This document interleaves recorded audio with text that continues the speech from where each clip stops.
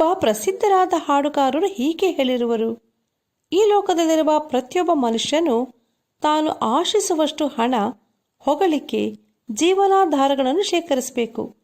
ಆಗ ಆ ವ್ಯಕ್ತಿ ಸತ್ಯವನ್ನು ಗ್ರಹಿಸ್ತಾನೆ. ಆ ಸತ್ಯವೇನೆಂದರೆ ಅವನು ಹುಡುಕುವಂಥದ್ದು ಲೋಕದಲ್ಲಿಲ್ಲ ಎಂಬ ಸತ್ಯವೇ. ಇದಕ್ಕೆ ಪ್ರಸಿದ್ಧನಾದ ಆ ಹಾಡುಗಾರರು ಉದಾಹರಣೆಯಾಗಿರುವರು.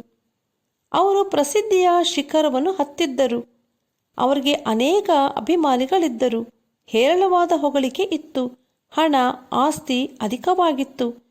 ಸಂಕ್ಷಿಪ್ತವಾಗಿ ಹೀಗೆ ಹೇಳಬಹುದು, ಜೀವನಕ್ಕೆ ಅವಶ್ಯವಾದ ಎಲ್ಲವೂ ಇದ್ದವು. ಆದರೆ ಒಂದು ದಿನ ಜೀವನದ ಚಂಡಮಾರುತ ಅವರ ಜೀವನದಲ್ಲಿಯೂ ಬೀಸಿತು. ಕುಟುಂಬದಲ್ಲಿ ಉಂಟಾದ ಒಂದು ಸಮಸ್ಯೆಯಿಂದ ಎಲ್ಲವನ್ನು ಕಳೆದುಕೊಂಡರು. ಜೀವನದ ಕೊನೆಯ ಸ್ಥಾನಕ್ಕೆ ತಳ್ಳಲ್ಪಟ್ಟು ಆತ್ಮಹತ್ಯೆ ಮಾಡಿಕೊಳ್ಳಲು ಆತುರಪಟ್ಟರು. ಆದರೆ ಆತ್ಮಹತ್ಯೆ ಮಾಡಿಕೊಳ್ಳುವ ಮುಂಚೆ ತನ್ನ ಸ್ನೇಹಿತನ ಬಳಿಗೆ ಹೋಗಿ ಅವನೊಡನೆ ತನ್ನ ಸಂಕಟಗಳನ್ನೆಲ್ಲ ಹೇಳಿ ತಾನು ಆತ್ಮಹತ್ಯೆ ಮಾಡಿಕೊಳ್ಳಲು ತೀರ್ಮಾನಿಸಿದ್ದೇನೆಂದು ತಿಳಿಸಿದರು. ಆ ಸ್ನೇಹಿತನು ಅವರು ಹೇಳಿದ ಮಾತುಗಳನ್ನೆಲ್ಲ ತಾಳ್ಮೆಯಿಂದ ಕೇಳಿದ ನಂತರ ಅವರಿಗೆ ಈ ಪುಸ್ತಕವನ್ನು ಓದು ಎಂಬುದಾಗಿ ಹೇಳಿ ಸತ್ಯವೇದವನ್ನು ಕೈಗೆ ಕೊಟ್ಟರು.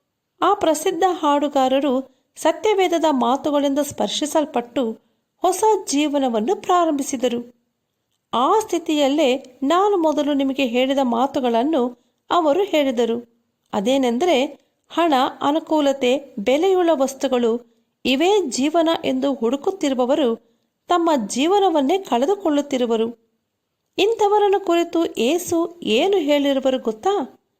ಭೂಲೋಕದಲ್ಲಿ ಗಂಟು ಮಾಡಿ ಇಟ್ಟುಕೊಳ್ಳಬೇಡಿರಿ. ಇಲ್ಲಿ ಅಂತೂ ಅದು ನುಸಿ ಹಿಡಿದು ಕಿಲುಬು ಹತ್ತಿ ಕೆಟ್ಟು ಹೋಗುವುದು. ಇಲ್ಲಿ ಕಳ್ಳರು ಕನ್ನ ಕೊರೆದು ಕದಿಯುವರು.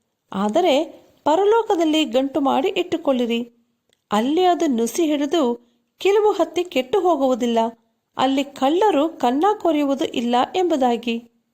ನಾವು ಹೇಗೆ ಇರುವೆವು? ಈ ಲೋಕದ ಆಶಾಪಾಶದಲ್ಲಿ ಸಿಕ್ಕಿಕೊಳ್ಳದೆ ನಾವು ಜಾಗ್ರತೆಯಿಂದ ನಮ್ಮ ಜೀವಿತಗಳನ್ನು ಕಾಪಾಡಿಕೊಳ್ಳೋಣವೇ?